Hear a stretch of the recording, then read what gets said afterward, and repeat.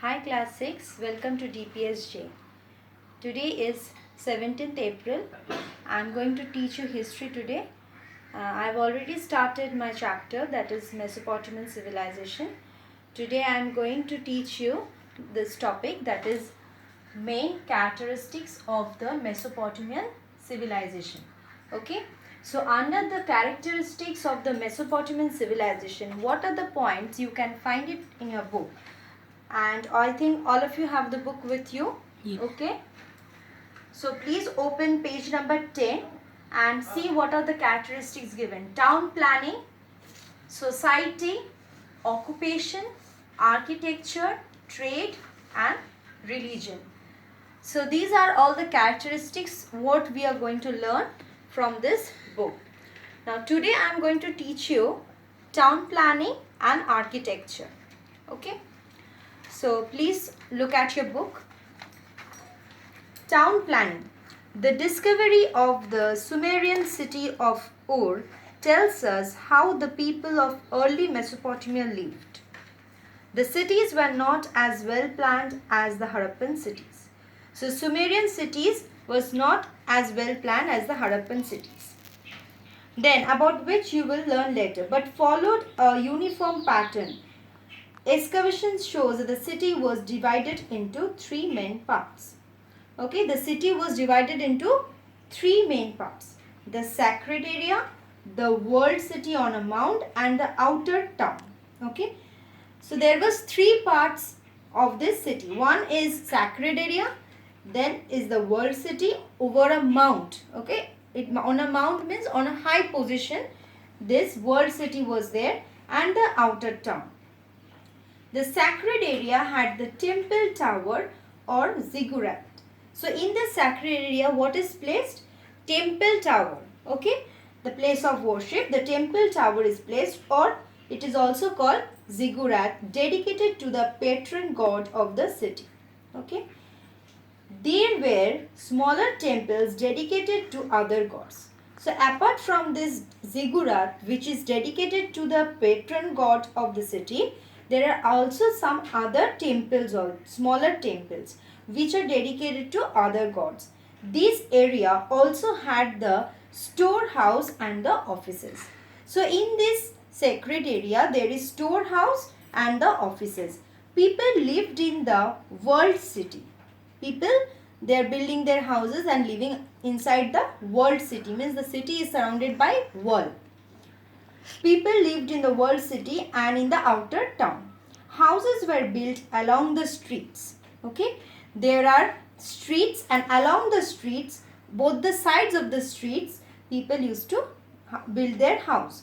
Each house had a central courtyard with rooms around it. Okay, so if each house had a central courtyard, in middle they have the courtyard, and surrounding that courtyard they build their rooms. So the next point what I am going to teach you is architecture. Okay, the ancient Mesopotamian introduced architectural forms such as arches, columns, domes and vaults in the construction of building. Okay, so there are different shapes or structures which were introduced by the ancient Mesopotamians. That is arch. Okay, columns, you know, columns is like this. Okay, arch shaped, dome shaped is also like that, and vaults. So in the construction of buildings, these are believed to be some of the greatest contributions of Mesopotamian in the field of architecture. Their temple towers were monumental structures made from sun-baked bricks. The temple towers are made from sun-baked bricks. Okay, that means the bricks are baked in sun. They looked like man-made mountains. They are looking like man-made mountains soaring high above the ground.